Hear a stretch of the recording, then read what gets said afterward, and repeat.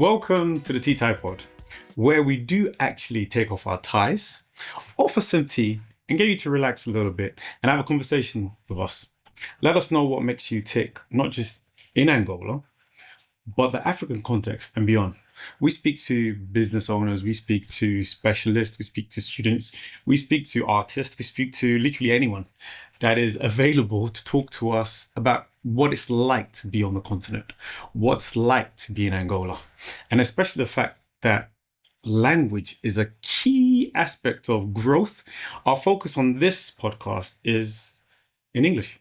We do everything in English to reach out to the international community. And I'm your host, KD, and I'm here with my co-host, Loretta. Hi, Katie. I always Hi, get this, everyone. hi, KD. I don't know what else to say.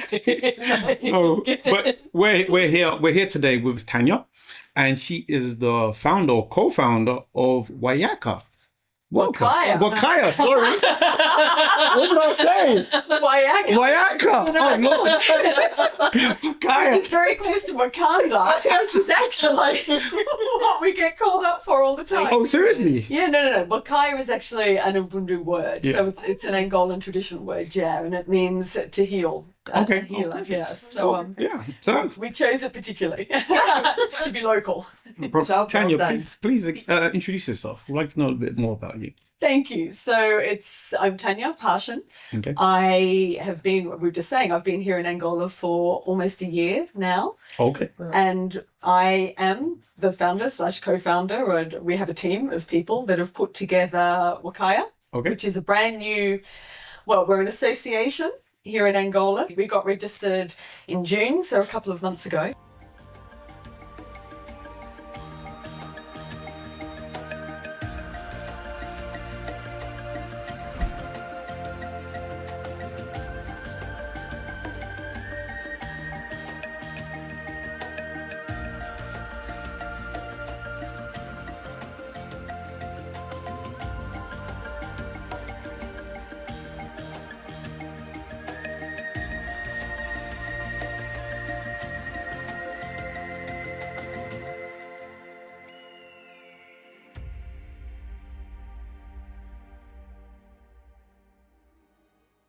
You said Wakaya had just been registered in June, right? And you've been here since October. Last October. And then we spoke about what the NGO actually does. Right. Okay, so no, exactly. And you gave a list of things based on what most NGOs Exactly. do. Exactly. And actually, we probably cover most. So Apart the from way WASH. the way you need to set up an NGO in Angola is to tie in with the local, depending on what province you're working in. Exactly. You have to work with the needs assessment. So every province knows what they need help with. Exactly. And so we had already gone in and spoken with the governor, the vice governor, had very good relationships, but also needed to do a ton of research with the communities and things Okay. as well. You know, I mean, you can't go in with a colonial attitude. You have to go in and Integrate. what do you need? Yeah. Tell us what you need. Exactly. You need to listen. You need to listen. And so I had an idea in my head. I knew that we were never going to be just a single issue organisation. So it was never just going to be water because, you know, you give someone water and they're still hungry. next Like minute, so we needed to sit down, find out what the priorities were in Melange. We work in Melange now, currently, and then talk with the communities and find out what their issues were. And from that, develop some sort of projects. So what we also have in Melange is, we call it camp, Wakaya Camp. So our funders have built a camp, basically. We've got sort of, they're big Djangos, so they're beautiful. They're sort of African super adobe styles, so sandbagging Built by technique. Yep, Okay. all of them, and thatched roofs. And it will be our classroom, our library, our clinic, our offices. We've got a kitchen there. We've got accommodation there. So yeah, it's like a proper little campus. And as you know, you can't just build something and expect people to be there. So it was the buildings no one really wanted, but we sort of went, let's kind of do it. And so now our sort of position was very much, we had to, as you said, work with the communities, bring them in, make them feel like this place was their own, make them understand that this was sort of, almost a gift, I suppose, and we needed to work together to fill it and put activities in. So the sort of things we are doing, the four main projects kind of come under education. So it's kind of education, It's education, everything. education, environment, economic empowerment. Okay. but everything's education. Which is not literacy, it's like training, skills building, micro enterprises are all education. So exactly, so as an umbrella. But the main things we're sort of starting on is a mobile library. So that was my original idea, was always to have, and it's because I'd spoken to quite a lot of Angolans who still remembered kind of many years ago where they would wait for the library to come to their village and someone to read them stories or it is a common thing in Angola, mobile library. And Portugal as well. Yeah, exactly. and also, but also kind of fun. Like I cannot emphasize this enough. Like we are an NGO, but also well-being is actually what's really important to us. Like a very sort of holistic idea of like kids. If you're in a rural environment, you don't have choice, you don't have access to much, you don't have, dumb things like egg and spoon races or someone reading you a story or just a soccer ball actually mean quite a lot. It actually helps developmentally, it helps with social skills, it helps with all sorts of things. Yeah. And it's like super easy. We met through a project similar. We worked at a project in Kazenga. Yeah. It was called the Fábrica de Sabão. We were both working there. He was working for an affiliate company. Yeah.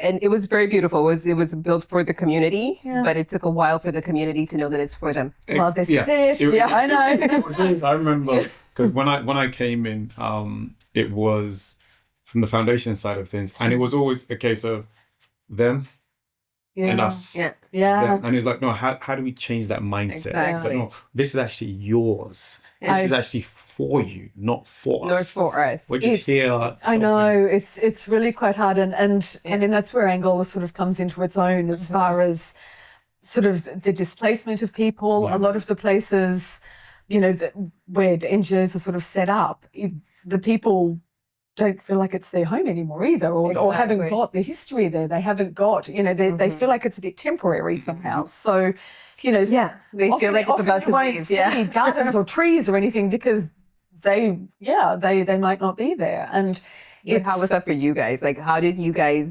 especially because it's so early for you, like, how are you finding this adaptation phase and how are you managing to integrate, again, with the language barrier that you have as well? Oh, I am nowhere near the communities.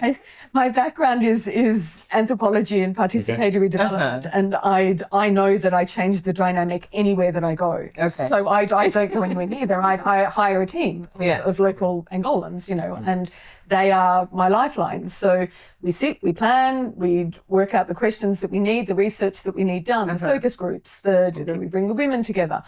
And also some of the conversations that we have from that, like the conversations will go on forever. You will keep finding out new things. You will keep, Dialogue. Yeah. Right. They will answer how they think you want. What what you think they want to hear and the other way around and all of this. Like it takes a long time to get trust together. And so that's where we are. And we understand that. So we're in it for the long haul. We have buildings there that I definitely don't want to see fall down. And so, no, but it is also, we had a few weeks ago after, months and months and months of research individually, where we're based, we have sort of 7 main communities around the outside of the area, 5-kilometre radius, working with all of them. And for the very first time, we brought together all of the Sorbas, all into the one room. They all know. They all know. Everyone else. So, they all know what's going on. We brought them all together for morning tea and a tour of the area. And we have like nurseries there. And we were talking agronomy and just also to sort of like bring them to the place. I mean, it's a building site at the moment, but they were so thrilled. And we sat under the Django roof and we talked to them and we did a prayer and, they did I cried. They brought me a bag of cassava. Nice. Did you taste the marubo? I don't know if marubo is from Melange as well. No, it's like a traditional drink. It's a really good one. But if you have a chance and they present it to you. I love it. Did they give you anything to drink? Yeah. I know we provided the drinks, but we no. I mean, sweet tea. Oh my gosh, like 19 sugars in the tea. No, but I think it's normally when you go to them. That they Do it. Also, a couple of NGOs we've done work with, when you go there, they just say, just accept everything they give you. Yeah, otherwise it's offensive in your project. Accept everything. Yes. Just put it down, smile, just accept it. I remember a few years ago, went out with a guy from the EU and they gave him a goat. Wow. I would And love he to. was like- You know, And he was like, okay, we're like, just accept it. yeah. 20 for a quarter, take it. Just I'm take gonna it. go. I'm going for a go. I'm going to go. Whatever they give you. So yeah, it's interesting that. But on your side, it was more of you invited them to that space. Yes. So Yeah, how yeah. was that dynamic? That the dynamic was actually we had a sober that we'd never spoken to also arrived. Oh, So well no, because I told you they all know. They okay, also, yeah. So they passed and that I was like, information. Yeah, yeah. weren't invited, but sure, sure. come in, of course, because what are you going to do? And it was a lovely morning actually, and I mean, gave them leftover food, and that was the only time, or the first time that they'd even seen me, knew about me, had any idea Okay. that I was remotely involved.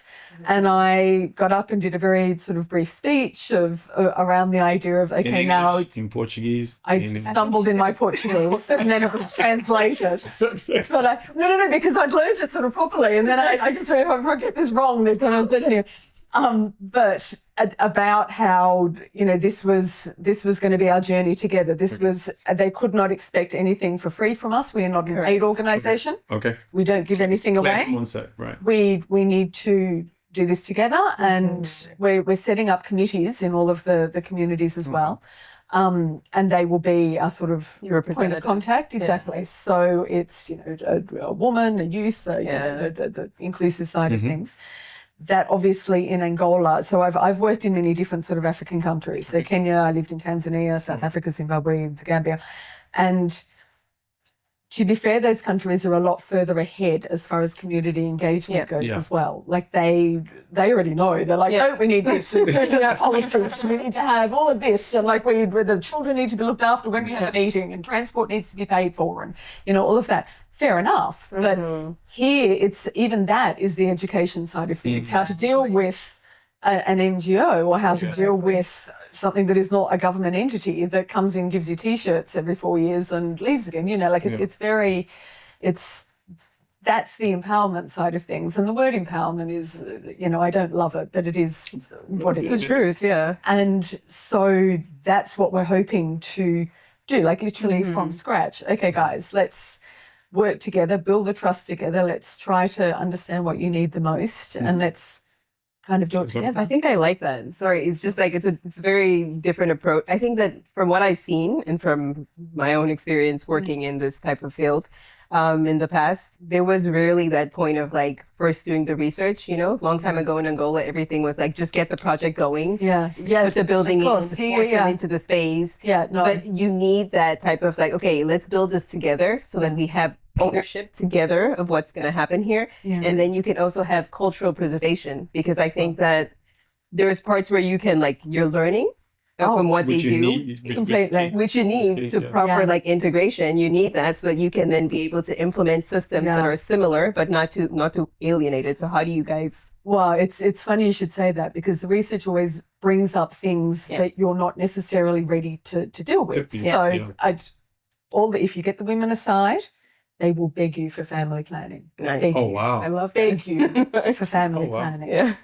But as a brand new organisation who's just come in a Catholic country, who doesn't understand quite their religious systems, who their preachers are, that sort of thing, not handing out condoms, we need to work out how to handle that. Yeah. And things like we've already had an example, we're doing art classes at the moment. So one of the ways we thought we could get them to be involved in the camp was to decorate it.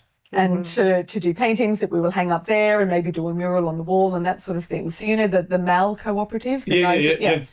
So we've used them. I've worked with them before, but we got 5 of the artists to come up. A couple of them are from a lounge anyway, and they went to all of the communities to just do a sort of sensitization. Let's see what kids want to be involved. Are the parents going to come? And now we do 3 classes a week for the next sort of 18 classes up until October. And there were boys and girls originally when we were in the communities, but the minute we started the classes back at the camp, only 1 girl came, and we went, okay. And so it's all right. Well, now we need to delve under on this, and we need to understand. Figure out what, But you don't want to segregate. You want them to do it together. So this is again the conversation. Did she have her period? Did she? Did the other girls? They were forced to go work in the fields or do babysitting that day, because when it came down to it, they weren't able to go out, those sort of things. So, you can set your own things. We only work if it's 50-50, but yeah. So and those again, we're learning, and it's the conversations. So Celsiana, who is our sort of on the ground engagement project manager, and is amazing. Is from Melange, goes to church with most of them. Like it is a very sort of calm, lovely presence. Can just get on the phone with us and say, okay, so and they have very open conversations, which is quite lovely, but also we're starting to kind of like, so what's the solution for this and how is this, and you need to understand where we're coming from and blah blah blah, because again you can't just sort of sit and dictate even in that situation, have that dialogue with them. So so it's very early days, but but as I said, I didn't explain all the projects, did I? So no, education is the top one. We'll have a library, a mobile library, because that is just the easiest sort of operational thing to do. When you say libraries, just books, or you guys are using technology as well? We will have a digital centre too. So that was the other thing we're doing. Yeah. So but again, we have to work out at what level they're coming in from. Exactly. So do they have smartphones? Do they already know this? So, and depending on where you are, and internet penetration, how's that? Exactly. Mm-hmm. And literate, you have to do it in Portuguese mostly. Yeah. So how do you do that? And that sort of thing. But what we want is a certification at the end of that. There's no point training them because, so we're working with the big Biblioteca Mediatek in Melange, and the teachers from there who actually do teach qualification will just come the 6 kilometres out of town and do it in our centre, which is great. So that works. What's the age group? Sorry, because I feel like I know we're having this conversation when you have a community. I know it's very hard. So for the kids, we'll have a kids club. The mobile library and everything will literally just be kids, and we know that a lot of the kids aren't in school. So somehow that's to kind of scoop them up a little bit into some sort of learning, at least reading books or at least comprehension and things like that, with a view to sort of funneling them in. Very close to us is like 2 kilometres down the road is Casa da Geata, and it's a Portuguese mission. Yeah. And they are sort of quite well known in Angola. They were here before the war. They harboured like refugees during the war, that sort of thing. And the padre there is great, but he's getting a bit old and he's a bit tired. And so we're already sort of talking to him about, okay, well, we can take some of your boys because it's an orphanage, and how can we sort of work together as this? Because he has the trust of the communities. And so, of course, so how long has he been there? Oh, forever. Okay. Wartime and before. So, wow. Yeah, really understand. Amazing stories too. Like, honestly, we went for sort of a quick meeting, like 4 hours later, we're like, oh my God, you're still there. And he was dying to tell people these sort of stories too. But actually they have the structure there is because it's a boys' orphanage, a boys' home. Okay. But the boys run it. They have like a council of prefects, and they're the ones that make the decisions and that sort of thing. Like, we will have a soccer league with them, football league with them. You know, they've got a new football field, we've got one. Yeah, well, you know. So Interchanging activity. And then the kids. The fun will be the kids. The digital library and a lot of the agricultural training will be sort of old people. So do you guys have like a curriculum? Since your whole prospect or your whole curriculum, it's like education, right?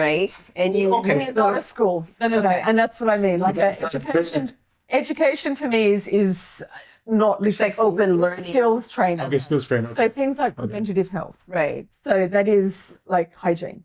That to me is education. That is training, and that is like washing your hands and female hygiene and malaria training. Yeah. Yeah. So basically, just going back to what we said earlier when I said, okay, in terms of water, I guess here's where it's like, okay, it's not just water based, right? Yeah. Now you're looking at, okay, we don't do water, but we do a bit of wash because we're talking about hygiene, a little bit of wash. So I think that's for people to be aware, okay, it's not just, probably that's my bad for saying, okay, water.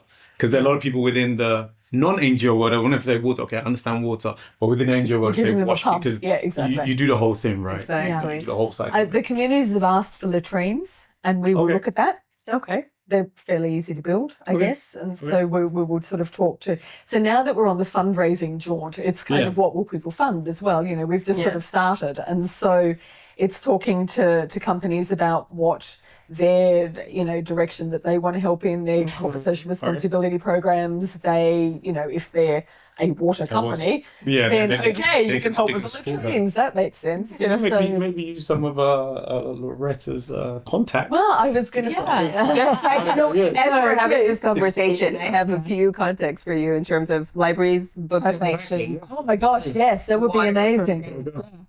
So Standard Bank are coming in with the libraries where we're always open for book donations and things, and we've already been doing it sort of in the office and everything. So I've got like every now and again I'll sort of like stick a sign up and saying, hey, books, because everyone's got kids and everyone's got kids have read all the books already and they're just like sitting there. So it just makes sense.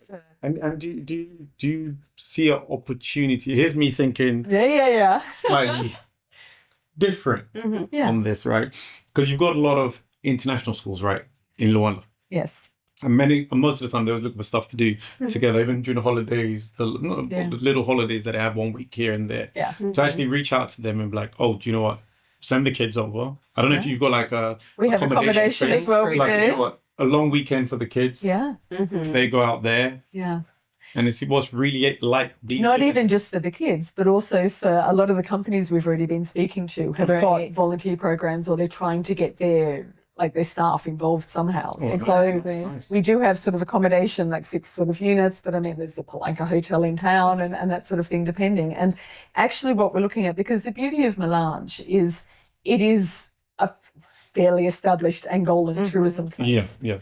There's, the Black Rocks, there's Kangandala, there's the, Kalandula Falls. And so actually you're right, you can make a very nice program out of this that people can come and help and come and view. Right. Exactly, or come and help plant some of the trees. So one of our big things is agroforestry. Yeah, that's right. I saw that. So we have like sort of big nurseries, but also it is just better farming practices and composting and not burning. Oh my gosh! If I can stop Melange burning, I think Angola. It's not just Melange, it's the entire country. I know Angola was rated one of the top countries that burns the most. Yeah. Like in I think it was it wasn't last year, it was the year before last. Which is they did a heat map. Bad and embarrassing and horrible, because like that should not happen. And but for I know the reasons. It's for hunting. It's for this. It just goes out of control. No, it's not control, right? And from a health point of view, I mentioned Celsiana. Her little boy has got bronchitis on a regular basis because inhaling nothing but smoke for like 6 months a year. It's terrible. But wow. I mean, for us, whenever I'm up there, there's ash falling from the sky, and this is just not healthy. But but similarly, that's also charcoal use. They'll cut down the trees to charcoal and so what I should have said is Wakaya is actually sort of community development but conservation at the same time. Okay. So working with nature. So how agroforestry is how do you farm better? How do you use the soil better? How do you do permaculture techniques so that you have layers of different things? You don't just plant a tree. You plant levels of trees that all symbiotically exactly. And similarly, how can you there's no wildlife left really in Angola, which just makes me incredibly sad. Yeah. Again, from having worked in many different African countries. When you compare with the rest of Africa. But when you compare with every country around the outside of Angola. And coming from Australia. Oh, it's a regional wildlife a go-go. But that's kind of the thing as well. Like it is also something that it's good for the environment. It's good for, bees are amazing. All of these things are so interrelated. And we know climate change is coming. We know that it's getting hotter. We know that the rainy seasons are changing. By the way, this year was the coldest in Angola. Yeah. And last year I think it was the coldest in Cape Town. And I feel like obviously if Cape Town felt like that last year, this is why Angola feels like this year. It's just moving its way up. Yeah. But that's the thing. And because here in Angola, like the 15th of May is winter. Yeah. But actually it's not. We know that, but somehow everyone thinks that. And that is actually how the communities work. We plant on this day. Yeah. But it's now a month out. Things have changed. But it's very, we need to sort of work with that. and work with nature more to become That's more true. resilient. And so that's a lot of what our education is. I should have brought it actually. I have a children's book that I wrote Oh, nice. about Trees for Life, and translated in Portuguese. And it was actually illustrated by Shay, who's a local Okay. Angolan cartoonist actually. So he did the illustrations for us, and that's kind of one of the basis of again working with the kids and the kids club. Yeah. And where But can people find this I book? now in my office. So they can buy it online. We will when the website comes up. Okay, so the website is coming up. Global. The website is coming up, guys. So you will be able to purchase the book You will online exactly. when the website is back up. we will do a launch here in Angola Okay. and all of that. Yeah. So with our art project as well, as I said, Okay. like the kids doing the art. The book was some of the basis of them sort of copying some of the images and that sort of thing as well, because And it's a good way to document. And just to touch on document a little bit further, you guys seem to be doing a lot of research that could be useful in other regions of Angola. Are you preparing so like much. toolkit? That we you are. can- Yeah. No, we absolutely are. So Yeah, much. And working with the administration as well. So we said, we've done all of this for you. I know you have your needs assessment, but I feel like maybe you didn't go in as deeply as we did. So here we are. here's- Yeah, exactly. And that's one of the things that we keep on talking about at T-Typod.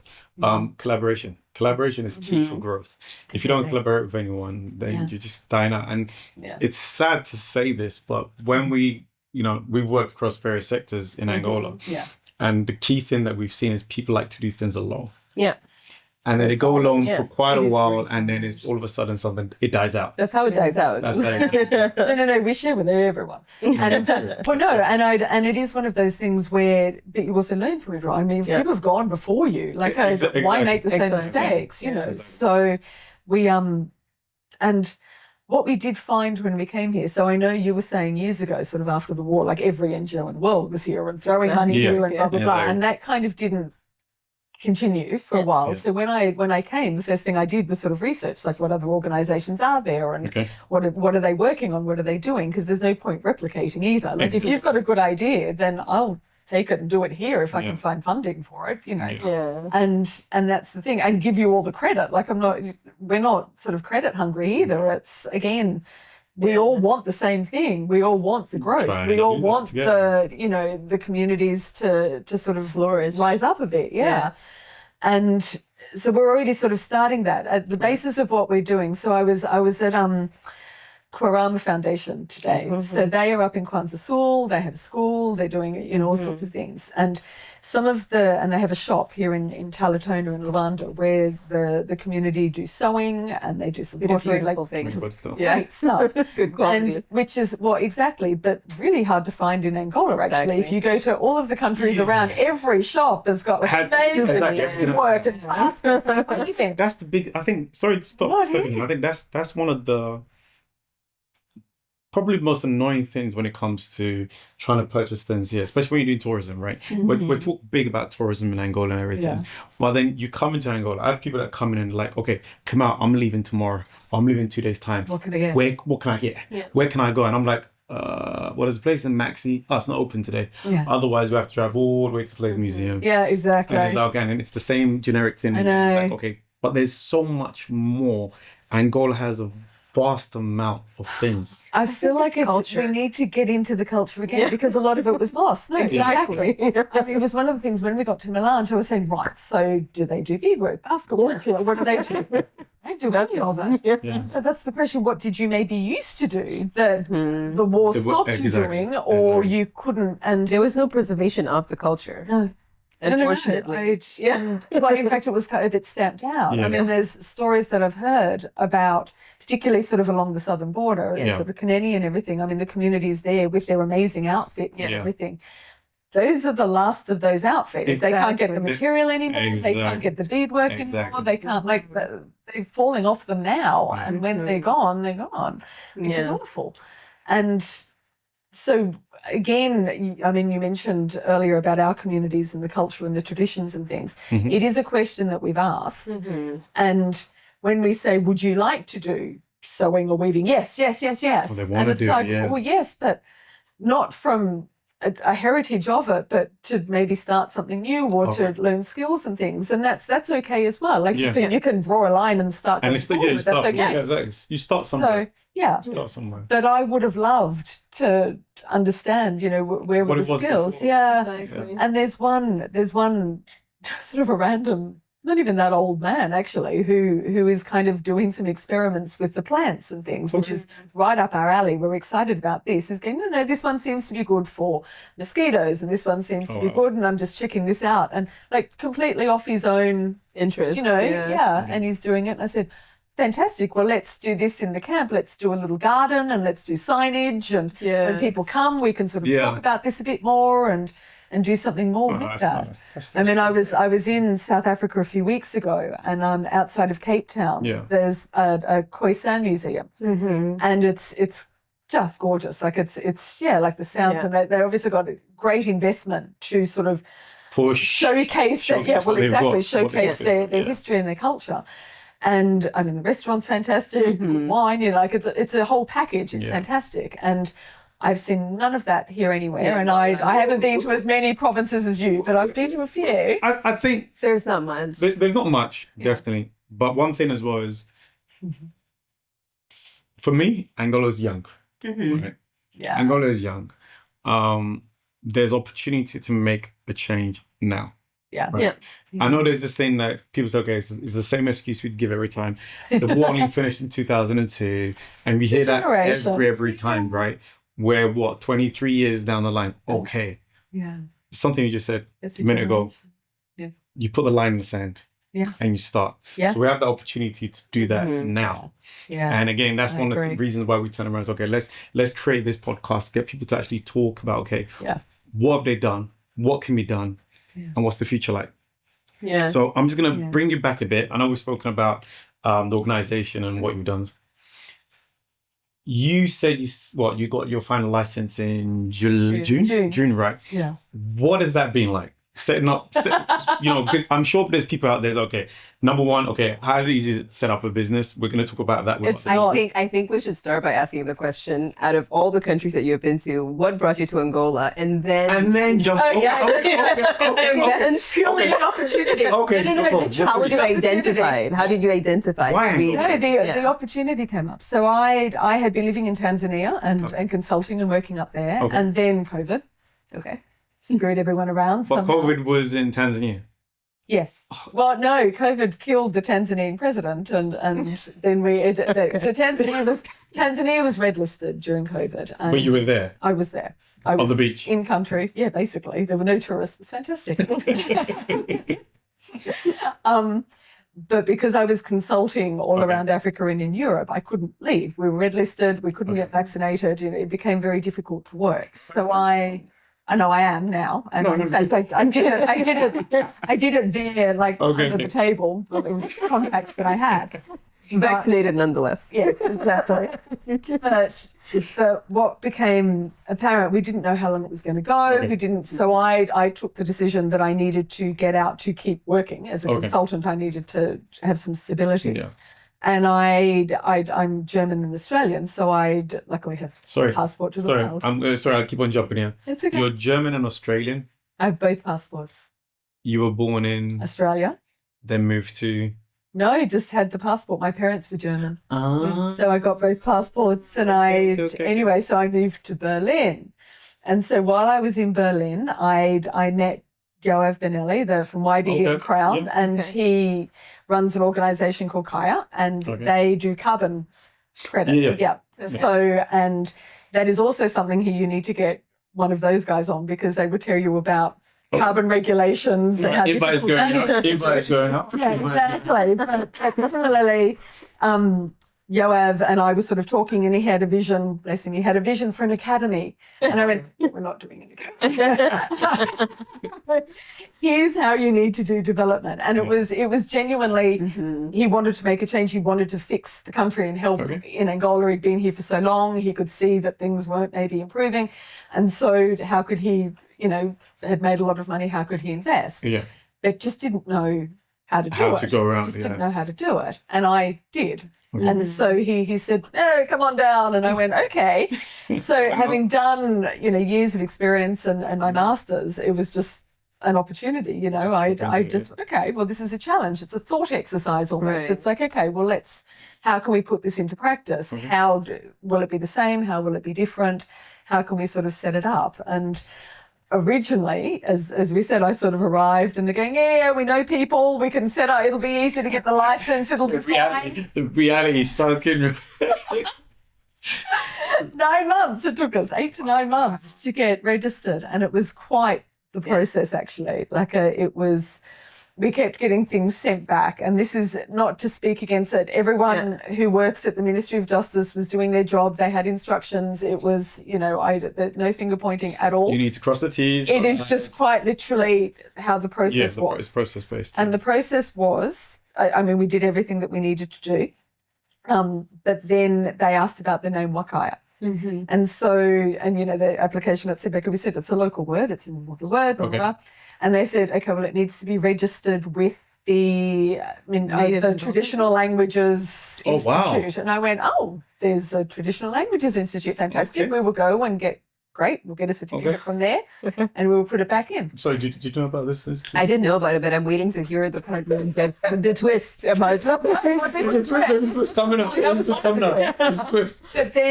But then also because of course we had to put what our mandate was, what our vision was. And one of my visions is economic empowerment, of course, is and through micro enterprises. But the word micro enterprise, and whether this is a translation or what, they said, no, we think that you're in this for profit. And we said, no, but we're not. We're a not-for-profit. We're helping the communities to set up businesses. It's not us. We're not making any money out of this. But that took a very long time. I'm trying to register my business as this specific category. I was like, no, I think you're trying to do something. I think. Yes, it was. No. We had to, and it's because we used the word something like we're going to promote environmental something like environmental sustainability. Yeah. The word promote rang every bell in the thing, and we're saying, but we're promoting environmental. We're not promoting Coca-Cola. We're promoting, it's not advertising. It's so it was a lot around the language, and we're saying, and that was just frustrating for me because I was saying, but that, this is what we're doing. You have had organisations, and my understanding is that obviously back in the day, a lot of NGOs were set up. They took advantage. There was a lot of fraud happened. A lot of money came in that was never seen again. I understand that. But again, you cannot just blanket ban. You cannot also make it incredibly difficult. You cannot, So criteria. I found it. I found that really it was quite frustrating actually. The amount of times it came back to us with but this word is not right. Okay, do you want our help? How did it go with the National Language Institution? That was actually quite easy. It was just the process of annoyingly having to do it. And that was an interesting conversation. Yeah, I think it was a very interesting project. And I think given that we have been in that same... In the whole foundation NGO world, And it was a different connotation of how things are being done. True. From when we were there. Which felt a lot more like imposing. And now it feels more collaborative. Yeah, it's a whole dialogue side of things, right? You go there and it's like, okay, I want to understand it. They did a research, like I want to understand what you guys are doing. And even after they built it, they built it with the people. Exactly. Rather than, okay, we're here, we're going to build our thing. And that's it, they built with the people. And they're like, you know what, this is yours. Exactly. It's not ours, which is a bit different with other NGOs at times where they come, they instill what they know in there, they push themselves into the space. And then next minute, once they leave, it's like, what are we doing? What are we doing? What are we doing now? But this was a bit different. It's like they're empowering these people. And it'd be good to bring her back on. Exactly. I think we have a lot more to touch base on her. She has a very interesting professional trajectory. Exactly. Working in journalism. So there's a lot that we can touch base on and especially learn from her as well. Exactly. For us, this is sort of new. Yeah, exactly. This is a new thing. Guys, we are not journalists. We're not professional media people, professional communication people. Well, I didn't do any course on communication, speaking or whatever. This is just raw. And I think that's the beauty of what we're doing, right? We're just being us and giving people the opportunity to come and sit with us and actually express themselves. Yeah, and meeting new people. I think I would never have met her any other way. She would. No. Would you have met her? No, I wouldn't have. You wouldn't have. You wouldn't have. Like, know about her project. That's fantastic. Exactly. Preserving our culture at the same time. That is true, considering the fact that a lot of people turn around and say, what is the Angolan culture? Yeah. Like, what is it? Like, when you look at the rest of Africa, the rest of Africa, a lot of people are, okay, our culture is this, our culture is that. And then you come into Angola times like, hey, what is Angola's culture? You know, a lot of people say, like, the cloth that you run away from. Oh, Samakaka. You did that? Samakaka? Got someone here that runs away from it. I don't believe in Samakaka. I don't believe that it's a true representation of Angolan culture. But Tanya did point on something There you go. where she spoke about the Quanyamas, how they Quanyamas? have their traditional fabric, which is the pink one that they wear for the fika. or Okay, fika okay, for- okay. And that's really, it's their cloth. You can see it's indigenous. It shows like the tradition. The color is always the same. And so Makaka just doesn't feel like it belongs to anybody. Like, which part of the country does it come from? All right, so we need to bring in maybe like the Minister of Culture Yeah. or someone from the Ministry of, you know, a story or someone to actually explain to us, like, when it comes to, like, especially the how they call it, pano, no? Yeah, the pano. Yeah, what they call it, pano, is like the material, the native material. Where does it really come from? Especially the red and black one, and then the white and black one. And really have an understanding of that cultural side of Angola, which is kind of hard to find. But, you know, in Africa in general, the pano is not really African. Did you know that majority of like the material, the African fabric, is printed in the Netherlands? No, the ones in Nigeria is printed in Switzerland. Yeah, exactly. So They it's say like- that's the best one, the wax. The wax. Exactly. I grew The up wax. thinking You buy about the the wax. wax. You buy the wax from Yeah, Switzerland, exactly. not from Africa, from Switzerland. It's like, okay, all right, okay. So we need to like go back in our roots and try to understand exactly like what the African culture is, especially the Angolan culture. Like as an Angolan, I'm like, okay, what am I gonna wear if it's traditional day? You Yeah. know? You have to be like an Ilio. In Ilio, they have preserved their culture really beautifully. They have the white cloths with the two little braids. Okay, yeah. The head wrap. Then again, the Himbas who have like the The beads and stuff, yeah. obviously topless. It is what it is, culture. It is what it is, culture. How are we gonna start raising culture like that, right? So Exactly. it is what it is. Exactly. And then the Quanyamas. But when you go down to the rest of the diaspora or like the rest of the Southern Africa, you see really beautiful things. Like in Namibia, you have the Herero, Okay. where they have these giant hats that come out like this, and they have this post like or pre-colonial like dresses that come out, Okay. but in the African fabric. Oh, nice, Yeah. nice. No, that'd be definitely stuff that we can go into the whole culture of not just Angola but Africa, and see the impact that it has across. And I think that comes to our closing, right? For this tea tie pod, where we normally say we take off tie. Nobody's wearing tie today. Yeah. Kind of wearing a shirt, which wasn't supposed to happen, but it is what it is. I'm gonna try and wear a tie just for a fashion statement. Fashion- Yeah, because it's very unusual. Does it like break the norm if I'm a female wearing the tie? Okay. Does it like is it gonna misrepresent the No, tripod or no. You still have to take off the tie and drink some tea. You still have to take off the tie and drink some tea. statement? I want to like come in with a tie. All right. And that is the end of this particular podcast. Thanks once again to my co-host, as usual. Likewise, Right. Katie.